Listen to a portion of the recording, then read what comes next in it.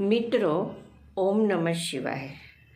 આજે આપણે આત્મચિંતનમાં જોઈએ કે શ્રી રામકૃષ્ણ પરમહંસે એમ કહ્યું કે કામ, ક્રોધ, લોભ, મોહ, મદ, મત્સર આ ષડ રિપુઓ માર્યાથી મરતા નથી.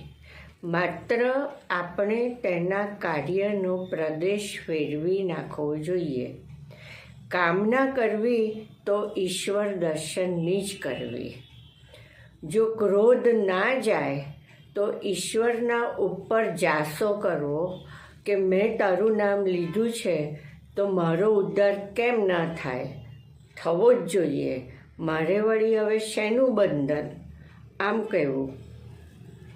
જો અહંકાર કરવો હોય તો એવો અહંકાર કરવો કે હું ઈશ્વરનો દાસ છું, મિત્ર છું, બાળક છું, હું કેવળ તેનો જ છું.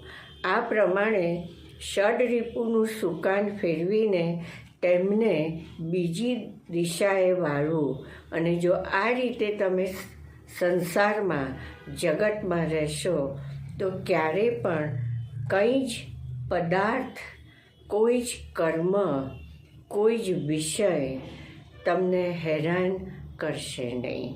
એટલે કે તમે સુખ અને દુઃખથી પર થઈ જશો. ઓમ નમઃ શિવાય.